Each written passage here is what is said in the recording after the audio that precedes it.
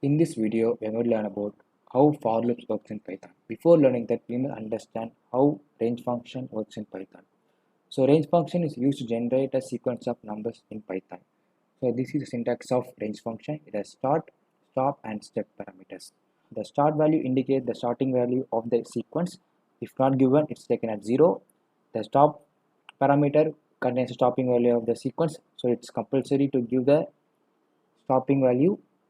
But the last value will not be included. We'll see in future how it works. So step parameter is means how many steps we are taking from each iteration. So let's say here's an example.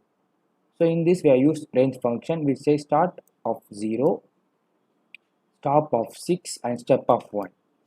So if you are printing this, the number will generated will be starting from 0 to 5 because 6 is not included. So let's see how it works.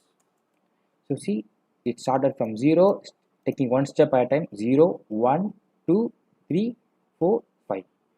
So it didn't go up to 6. So it stopped at 5 itself. So the number, the stop number, we will not reach up to the stop number, we stop before the stop number. So let's see, if you want to generate the same number of sequence, we don't have to define all these things. Simply we can tell 6 in range function. So what it's equal to this one, but it's more simpler way to understand. So it's the same number of sequence 1, 2, 3 up to 5. So let's say you want to start with -3 or any number as you like. So we are give it as start parameter. So in this sequence we will start from -3 and it will complete before 6. That means it will stop at 5. So let's see how it runs. So as it is same as, so we can write also is starting from -3 up to 6 as step 1. So if we the both are same, but we are writing it this way for simplicity. So we can see we have for loop which start from 1, stops at 10 and step 2. This means that we'll generate all numbers from 1 to 9, not 10. And then we will take only the alternatives one. 1, we will leave 2 and we'll take 3. Like we'll take only odd numbers. So let's see. So we got only starting from 1 up to 9, we have taken only odd numbers. So the important point to take is the step count. Here we can't assign 0 because when you assign 0, the number will be looped infinitely. So it's an error. At the same time, we can also have negative numbers like -10 to +10. See? So it can take any number of value except the step can be also on minus, so it will be reversed. So let's say I want to print same sequence but in reverse order. I will change the sign of each number. So what it tells me, start from 10, go up till -10, -2 means go in reverse order. So we will see. So we start from 10 and we go up to -8 in reverse order. We will subtract 2 from each one. So we will see a real application of for loop. So for loop is used with list. So when you have list of strings or numbers, one loop through it. So let's say I want to print Windows 10, Windows 11, Linux, Mint, and Debian. These are OSs. So now let's say you define a placeholder or anything X, Y, or Z. For is to print.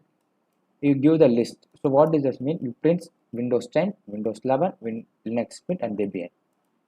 So used when you are evaluating with list like that, you can go with tuples. Because let's say we can use with tuples.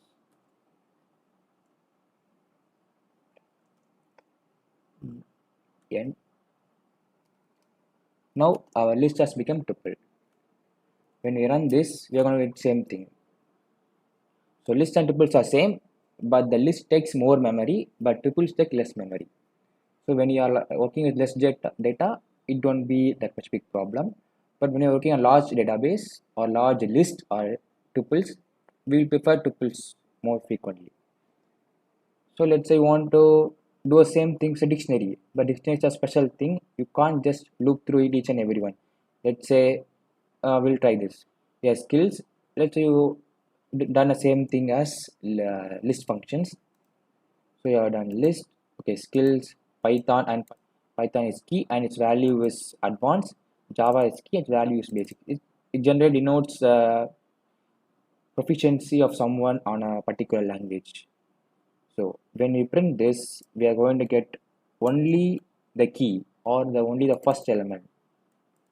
We are not going to get this value advanced or basics, the value element.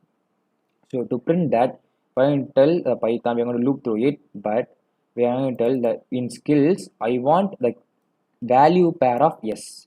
So value pair of s is what Python. I want the value of Python on skill index. So we're going to give advanced. So let's see. So we got advanced. Let's say you want only the key values or like above. It can be implemented another way. Dictionary has a method called dot key. It returns only the key element of the dictionary. So if we see, so you need Python and Java. So only the key element, not the value element or skills. So if we see in and the like same we have method dictionary method values. We can return only the values. Mean the second thing like advanced or basics. So it can be implemented both ways. So it up to you. You can decide. So let's say you want to print both. Want to print Python equal advanced, Java equal basics. So it can be done in this way. So if you dictionary has a inbuilt method called items. So let's say you want to print Python equal to advanced. So it can be done with the function items. So items going to return the all the values corresponding pairs to a placeholder. Here we have x and y. So here you should have two values. Get the values. So you're gonna return Python, comma advanced. So here we first iteration will be Python, then advanced, and we're going to print there. In second time Java and basics. So here second time will be Java, comma basic, Java equal to basic. Let's see run and see. So see we got our answers. Python equal to advanced and Java equal to basic. So there are many things you can do with for loop, like generating up to 10, generating even numbers, generating sequence of numbers. So main thing is to understand how for loop works, so you can work with complex data. If you understand how for loop works with simpler data, like see, we're not going to have dictionary like this when you're working with real project. We're going to have some complex long dictionary. So if you understand how it works with small number of data, you can scale it up to like large scale. So basic understanding how for loop works is going to help you a lot. So thank you.